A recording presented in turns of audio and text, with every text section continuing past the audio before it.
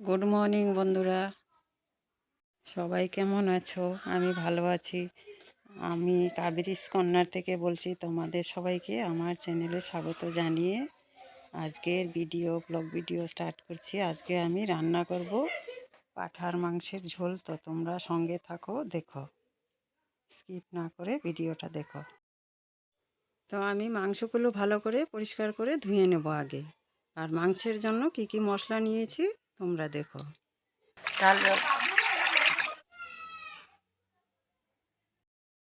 পেটা দিলে কি হয়? মাংসের মধ্যে পেঁপে দিলে নাকি মাংস খুব সুন্দর সেদ্ধ হয়, সফট হয়। পাঁঠার মাংসতে পেঁপেটা দিলে খুব ভালো হয়। আর দেখো, এখানে আমি মশলা নিয়েছি। আমি জিরা গরম জলে ভিজিয়ে রেখেছি। আর এখানে আদা রসুন একসঙ্গে গুঁড়ো করে নেব মিক্সিতে। গোটা জিরা, শুকনো লঙ্কা, আদা রসুন, মরিচ। ভালো সিদ্ধ হয়। পেঁপেটা পাঠার মাংসতে দিলে ভালো সিদ্ধ হয়।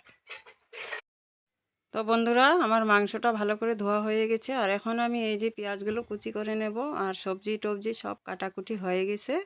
আর এই মিক্স সবজিটা আমার জন্য রান্না করব। আমি তো মাংস খাই না, মটন খাই না, আমার খুব ভালো লাগে। তো এবার আমি দেখো কি কি মশলা নিয়েছি। এখানে পেঁয়াজ কুচি নিয়েছি, হলুদ গুঁড়ো, লবণ, শুকনা লঙ্কা, তেজপাতা, দারচিনি, আন্দাজ মতো লবণ, সব কিছু নিয়েছি। এবার আমি মাংসগুলো সুন্দর করে মেখে নেব। দিয়ে দিচ্ছি আন্দাজ মতো হলুদ গুঁড়ো, তারপর দিয়ে দিচ্ছি আন্দাজ মতো লবণ। এরপর আমি দিয়ে দেব, এখানে আমি মিক্সার গ্রাইন্ডারে পেস্ট করে নিয়েছি কাঁচা লঙ্কা, আদা রসুন, আর আছে গোটা জিরা দিয়ে দেব এবার মাংসতে। তারপর কিছুটা দিয়ে দেব ধনের গুঁড়া। আমি গুঁড়ো মশলাটা কম কম দেব একদম। এটা ধনিয়ার গুঁড়া। অল্প একটু কাশ্মীরি লঙ্কার গুঁড়ো দিলাম কালারের জন্য। তারপর দিয়ে দেব এখানে সর্ষের তেল। দিয়ে মাংসগুলো ভালো করে মেখে নেব, মানে ম্যারিনেট করে 10 মিনিট আমি এইভাবেই ঢাকা দিয়ে রেখে দেব। এটা দিয়েছি আমি, পেঁয়াজ কুচিও দিয়েছি অল্প করে, পরে আবার অ্যাড করব। এদিকে দেখো, মাংসটা ম্যারিনেট করে রাখা 10 মিনিট হয়ে গেছে। আমি এখানে একটা কড়াই বসিয়েছি আর দিয়ে দিচ্ছি সর্ষের তেল। তেলটা গরম হতে দেব। আমি আগে মটনের জন্য আলুগুলো ভাজা করে তুলে নেব। বেশি লাল করে ভাজা করব না, হালকা ভাজা করে তুলে নেব আলুগুলো। তো দেখো বন্ধুরা, আলুগুলো ভাজা হয়ে গেছে, তুলে নিলাম। এবার আমি ফোড়নে দেব শুকনো লঙ্কা 2টা, তেজপাতা, দারচিনি আর কয়েকটা লং। এবার আমি দিয়ে দেব ম্যারিনেট করা মাংসগুলো।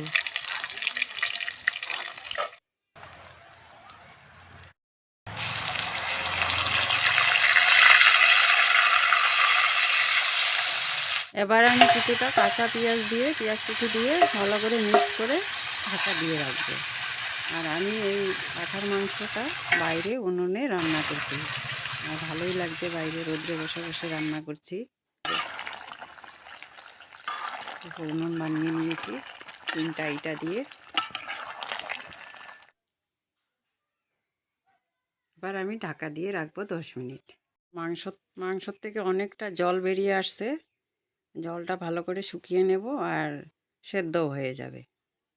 এই জলটাতে খুব সুন্দর করে মাংসগুলোও সিদ্ধ হয়ে যাবে। আমি এক্সট্রা জল দিইনি, এখানে মাংসর জলটাই বেরিয়ে আসছে। ওটাতে মাংসগুলো সিদ্ধ হবে, কষানো হয়ে যাবে। পেঁপে দিলে আমার বড় মেয়ে রান্না করছে আজকে পিকনিক।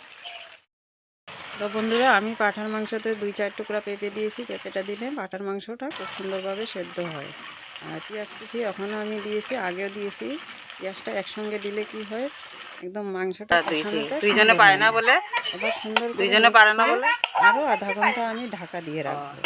এইভাবে মাংসগুলা খুব সুন্দর করে আমি কষিয়ে নেব।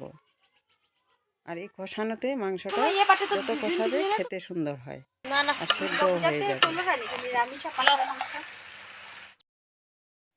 তো দেখো বন্ধুরা, মাংসগুলো খুব সুন্দর কষানো হয়ে গেছে। এবার আমি আন্দাজ মতো অল্প করে জল দিয়ে দেব।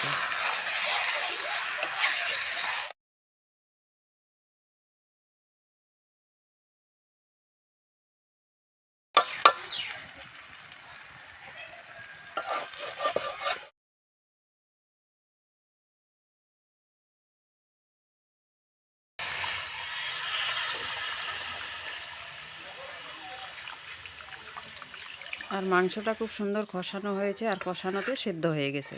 তবুও আমি আরও 10 মিনিটের মতন এইভাবে রান্না করব।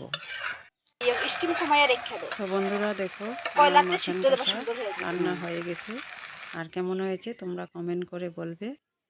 আর আমার ভিডিওগুলো যদি তোমাদের ভালো লাগে, লাইক কমেন্ট করে শেয়ার করে দেবে। আর যদি কোনো নতুন বন্ধু হয়ে আছো বা হতে চাও, আমার চ্যানেলটা সাবস্ক্রাইব করে কমিউনিটিতে একটা লেটার দিয়ে দেবে, আমি তোমাদের বেক করে নেব। আর এরকম মটন কষা শুকনো রুটির সঙ্গে খেতে কিন্তু দারুণ টেস্টি লাগে। পুরীর সাথেও, লুচি পুরীর সাথেও খেতে ভালো লাগে। যার যেরকম ইচ্ছা, গরম ভাতের সঙ্গে খেতে ভালো লাগে। আর আমরা খেয়েছিলাম রুটির সঙ্গে। আজকের জন্য টাটা।